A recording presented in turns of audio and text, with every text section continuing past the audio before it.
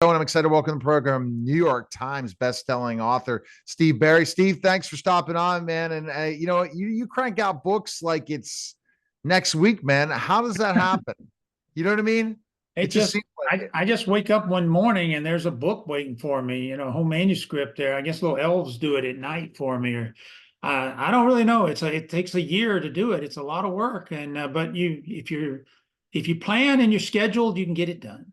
It's been a year since the last time you've been on my show. You kidding me? I think I came in February with the Atlas maneuver, so it's been about 6 or 8 months. I'm doing two a year right now because I have the help with Grant on the second one. So, but you still 2 books a year? You got to Yeah, be like I said, a I lot. need I need help on the second one. That's where Grant comes in. I got it. Okay, so let's talk about Red Star Falling, and so that's where Grant comes in. But did Grant help you with the book last year too?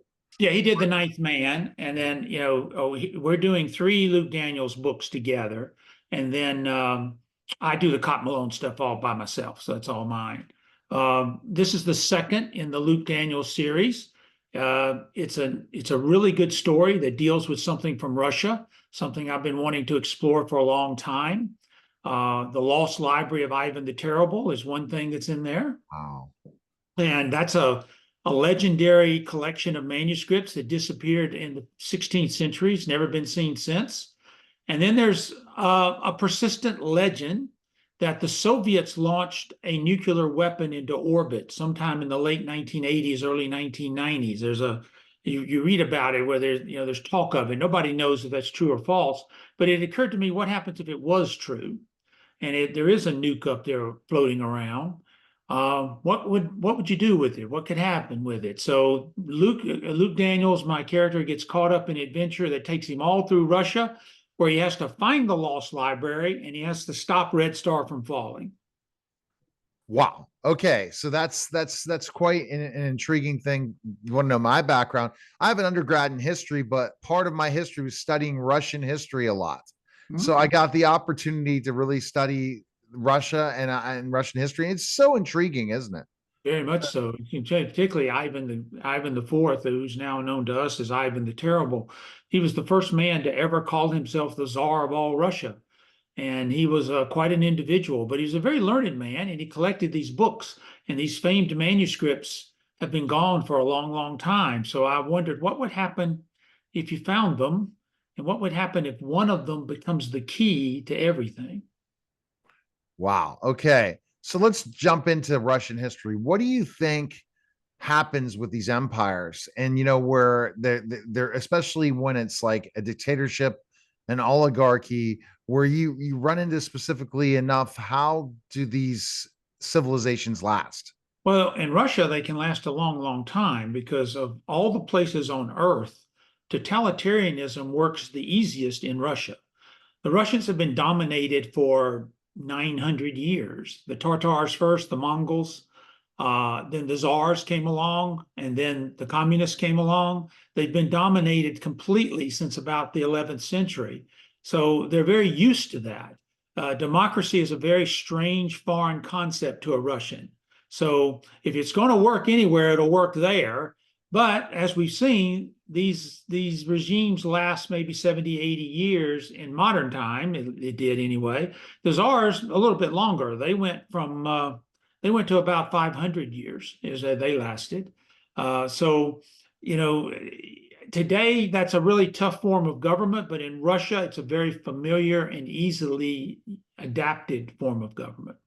And how's it adapted? So, because I look at this and specifically enough and see, the United States, where we're democracy, or certain other countries that are kind of similar to ours. But when you think about the people, what they have to deal with in their lives, living in a type of an environment like that. Well, the vast majority of them are perfectly satisfied with it. And the younger people, maybe not so much. No, they're because they're more westernized. They've got the internet. They're a little more thinking outside of Russia. But the vast majority of the Russian population is perfectly happy with Vladimir Putin being in charge as long as everything stays calm and everything stays just like it is, and there's no disruptions, and their lives can go on just like they are.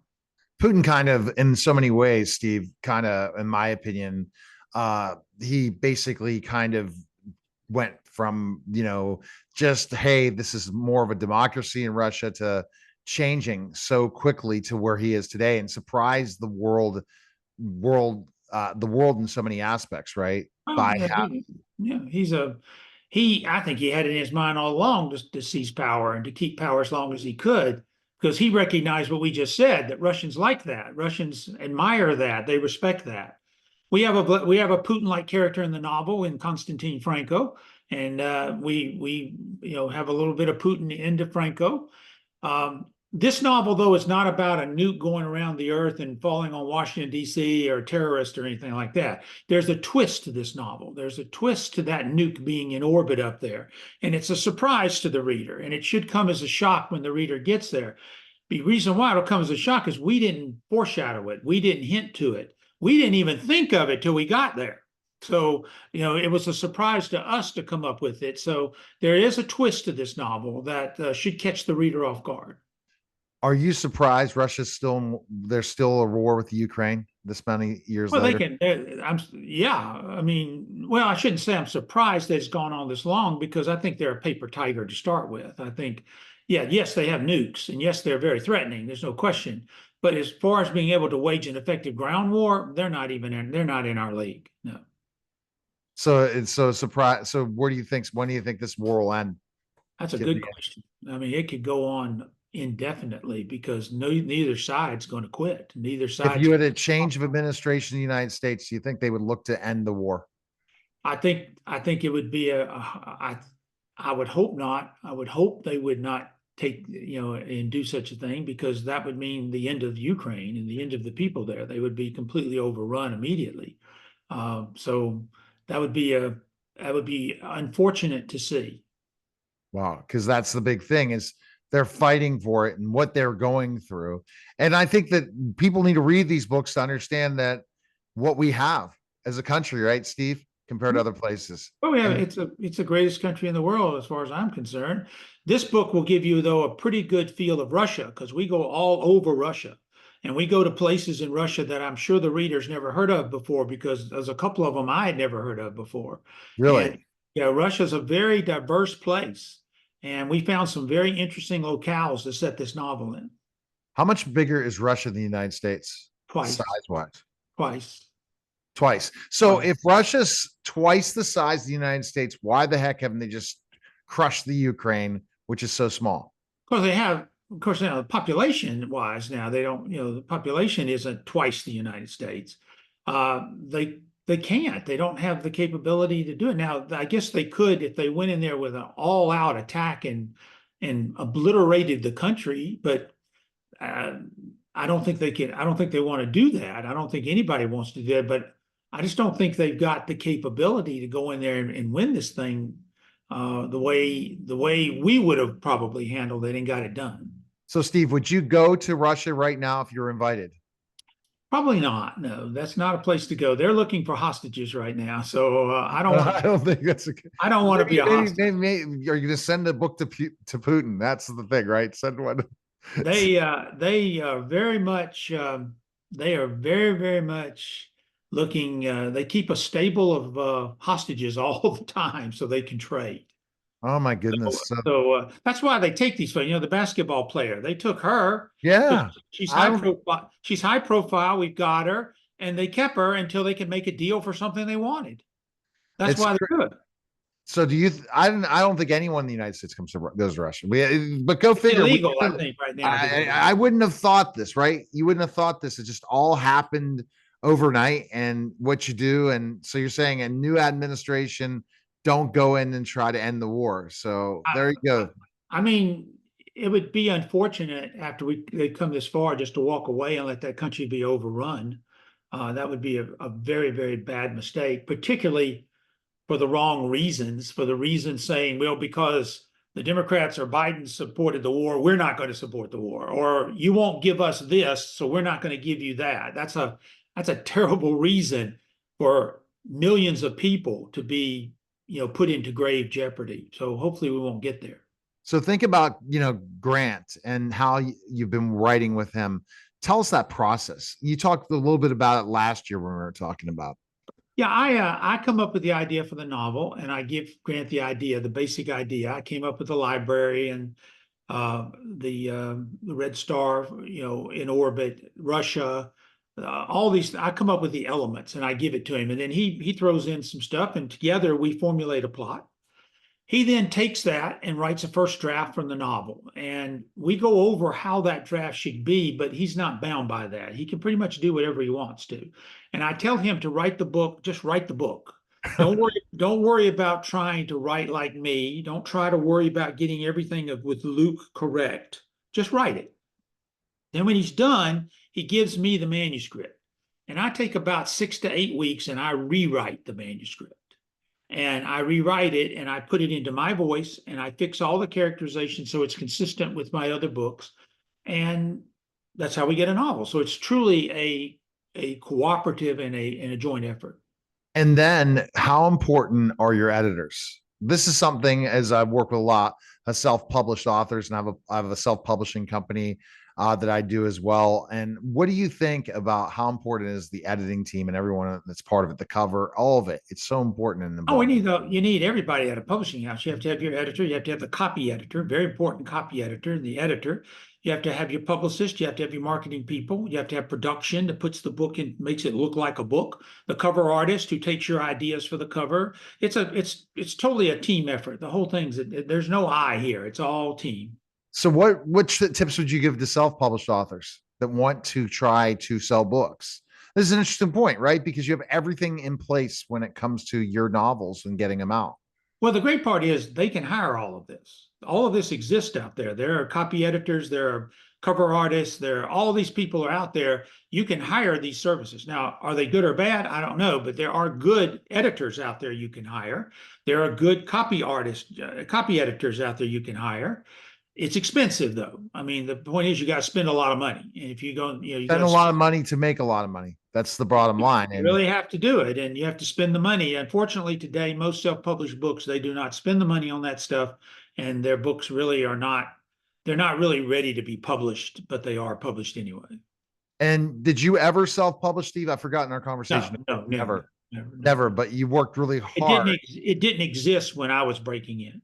And but then you look back and say, like, yeah, there are some successful self-published authors, and especially depending on the genre. Oh, yeah, But no it makes, but I still think the published game is a game that's a very interesting thing to get, get that agent, get the contract, write the book, and it becomes your thing. And you hit the gold with you becoming a New York Times bestselling author. And now this is your deal, right? And it's a yeah. lot of fun. For every book that gets picked up and makes it big in self-publishing, there are thousands that don't. So the odds are very slim. And those books get picked up for one reason and one reason only, a terrific story. They have a terrific story. And they get picked up and they get done and they become a big deal because it's just a really good story. And you're very happy with your publishing house, right? Oh yeah, great, Wow. good shape. I owe them more books, so I work for them until 2027. Yeah. Oh my goodness. Wow. And then you write, and you said also you have certain books that could be potential movies or TV Well, series. all of them could be, and there's still a lot of talk about turning Cotton Malone to the big screen. But again, a lot of talk. We haven't seen anything yet. We'll see. Yeah, but remember, it's starting to come back, right? Needing content like crazy. I hope so. I think my content would be super for a streaming series. I think it's perfect for it. The Indiana Jones series is basically over, and this would be a good, worthy successor to Indiana Jones. And you just got to keep plugging away, right? Yep, That's the job of anyone who's a creator. Just keep correct. creating. Or you Be in just the right place at the right time with the right story. so you think it's almost like hitting the lottery in a lot of ways to Oh become God, yeah, stuff. you got once you put in the hard work, it's luck. As Bobby Jones, the great golfer, once said, the harder he practiced, the luckier he got. And that's exactly what writing is. Same way. And you believe hard work is one of the cornerstones of success. It's the only cornerstone for success. Then Mm. you have to have an element of luck. And You the know, harder you work, that's the element and the creativity. Because how much do you think you've improved in a writer since you first wrote your first book? 1,000%. If you read The Amber Room, my first published novel, and you read this book that just came out, Red Star Falling, you will notice a big difference in the style. You'll notice that I'm writing tighter, cleaner, smoother. You get better as you go. You never get great at it. You never get perfect at it. You just get a little bit better at it every day. So define what you need to put to in the table versus the rest of the team as a writer. What do you think it is? Because writing is like, I'm a very creative person, but I'm definitely not a editor at all. I'm terrible. I need an editor for anything. When I wrote my papers or anything, I always had people look them over before turning in my research papers. But when you talk about writing, what does it take to be a successful writer? Well, you have to write. That's number one thing. You have to write. You have to sit down every day. You have to write every day. You got to study your genre so you know what you're doing in your genre, and you have to keep writing, and then you have to keep writing some more, and you have to teach yourself the craft of writing. No one can teach you how to write. There's no such thing as a writing teacher, but there are people that can teach you how to teach yourself how to write. And that's what you got to learn how to do. And I did learn that over a 12-year period. I learned how to teach myself the craft of writing. I learned how to self-edit. I learned how to polish up a manuscript. No one is harder on me than me. I'm harder on me than anybody is. So I'm very meticulous about things, and that came from those 12 years of learning the craft of writing. Do you think your hard work as an attorney also comes into it in so A many little ways? bit, because you learn to compartmentalize. I mean, I had 150 clients at any one all the time, so Wow. you learn how to organize those. It's very similar to characters and plot lines and chapters in a book. You learn how to organize those things. So practicing law and time management taught me a lot. Because a lot of people can't manage their time, so they're not going to be able to write, right? Correct. That's exactly right. Because especially because you're writing at home, you're not writing in an office. Sometimes some people have offices. How many have offices versus writing at home? Oh, most people write at home. I mean, but when you work at home, you have to have a discipline. You've got to sit yourself down. You've got to work. I mean, it's not playtime, and you've got to get it done. The number one job of a commercial fiction writer is to turn their manuscript in on time. That is the number one job. I have never come within 90 days of a deadline. I've never even got it within 90 days of one. So I always turn my manuscript in early, always. And your fans are the most important thing, building those fans, right? Absolutely. You've got to have a fan base today. You've got to have a good, loyal fan base. And I have a great one, and they buy the books and they look forward to the next one, and that's great.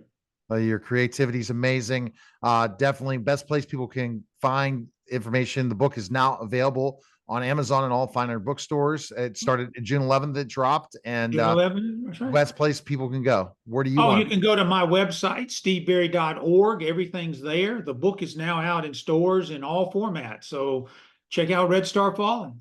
All right. I just got an education from a guru in writing that I can go take to my authors that are learning as self-published authors and say, this is what New York Times bestselling author Steve Berry says you need to do. Appreciate it, sir. Thanks for having me. All right. You're listening and watching The Neil Haley Show, and we'll be back in just a moment.